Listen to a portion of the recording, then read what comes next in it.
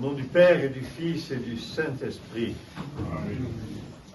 Frères et sœurs en Christ, aujourd'hui est un jour particulier puisque c'est le premier jour des semaines qui vont nous préparer à entrer dans le grand carême. Mais nous avons aussi lu un deuxième texte évangélique qui est celui de l'Hypapante, la présentation de l'enfant Jésus au temple. Le carême, frères et sœurs.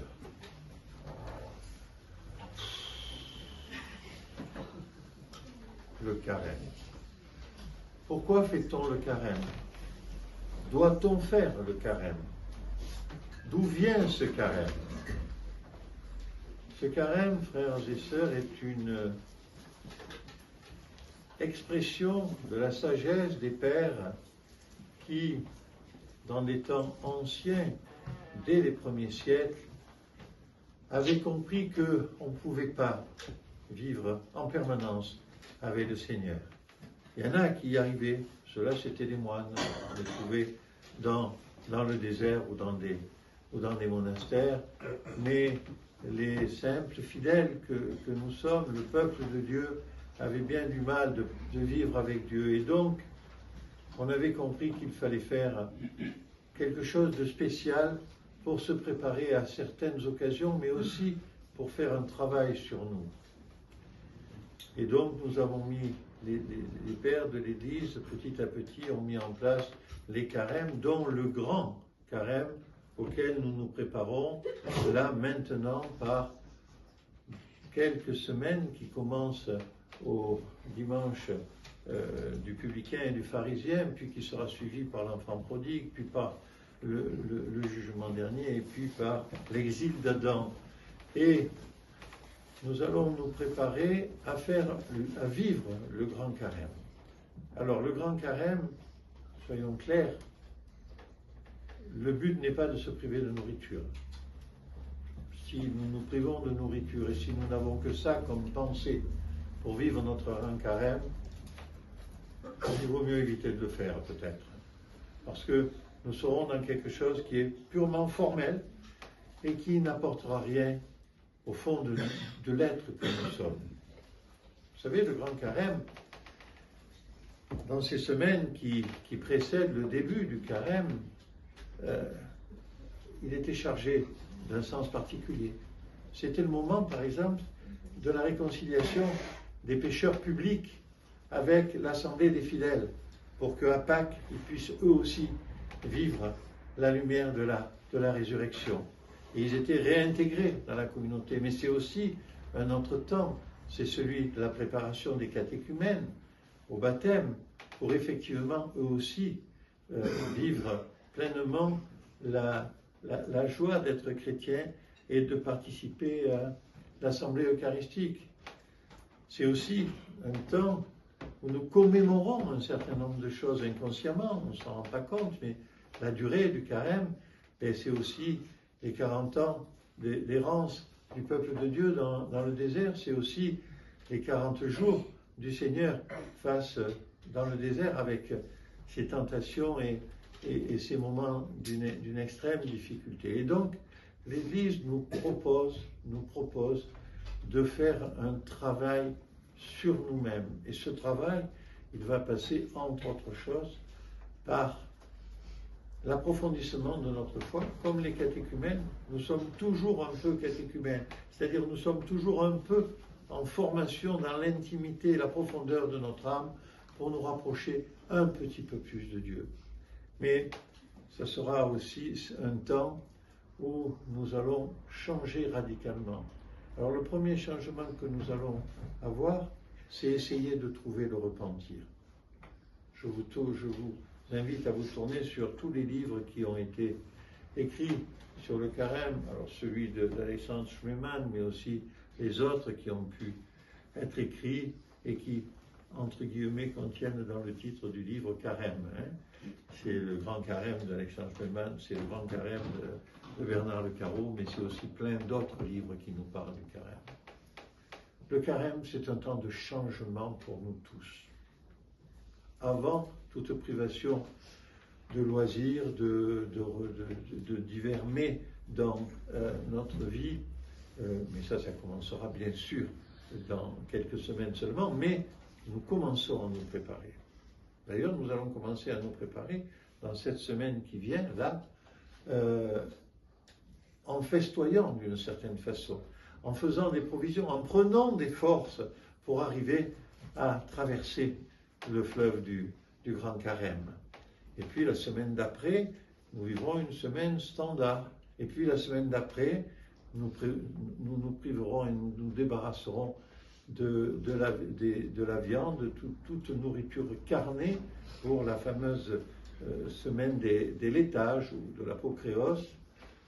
Et puis là, nous rentrerons, après le dimanche de l'exil d'Adam, nous rentrerons véritablement dans le carême. Et ce carême, c'est l'invitation qui nous est faite de nous regarder dans le miroir de notre âme, pas dans un simple miroir, sinon on va s'apercevoir juste qu'on vieillit, mais dans le miroir de notre âme, de regarder les endroits où nous n'arrivons pas à vivre avec Dieu, où parfois, je parle sans doute que pour moi, nous nous éloignons, voire nous tournons le dos à Dieu. Et nous allons là, avec la force que nous donnent justement les prières du carême, nous allons essayer d'avoir le courage de nous regarder, de demander à Dieu de nous aider et de nous aider pour nous changer et pour faire de nous des êtres de lumière, des êtres se rapprochant de la pureté, bien sûr.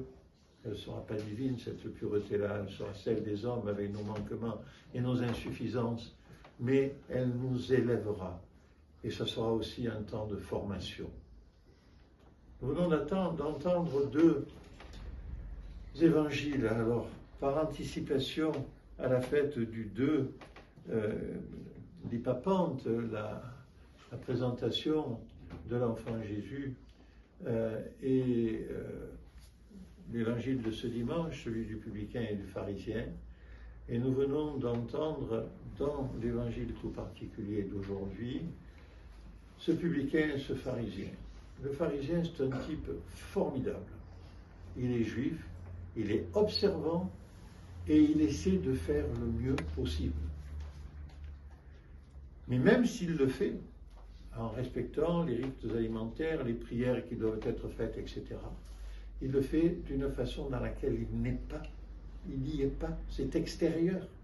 C'est une espèce d'exosquelette comme ça, qui fait de lui un être extraordinaire, mais un être qui n'a pas ouvert son cœur à Dieu, un être qui est juste dans l'observance. Et puis nous avons le publicain. Le publicain, c'est un homme qui n'est pas toujours extraordinaire, il garde parfois un peu trop d'argent pour lui, dans la fonction que le peuple romain lui donne, mais au fond de lui, il a compris et il a entendu ce qui n'était pas juste, là où était son erreur. Et il s'approche la tête basse dans l'humilité.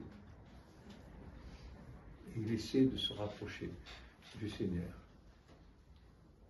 Frères et sœurs en Christ, c'est finalement ce que nous propose le carême. Pas de nous priver de fromage, de viande, d'huile ou que sais-je. Bien sûr, nous allons le faire. Et bien sûr, nous allons le faire pour participer à la communion des orthodoxes du monde entier qui, au même moment, vont essayer de vivre la même chose, avec nos faiblesses, avec nos erreurs.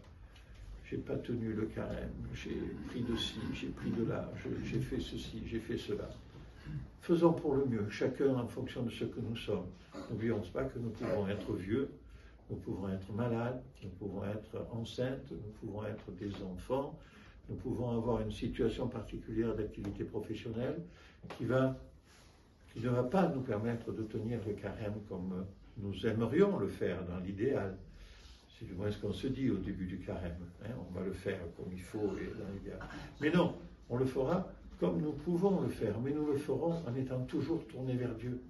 quand on s'assoit à table, c'est pas pour aujourd'hui que ça commence, c'est là, on parle de dans quelques semaines, mais quand nous allons nous asseoir à table, eh bien, nous dirons, ben oui, Seigneur, je t'offre ce repas et cet effort que je fais pour alléger mon corps et tourner davantage mon esprit vers toi, et parce que et à cet instant-là, je serai avec toi, Seigneur, parce que je me rendais compte que c'est pas comme d'habitude, c'est même pas comme un mercredi ou un vendredi ordinaire de l'année. Voilà.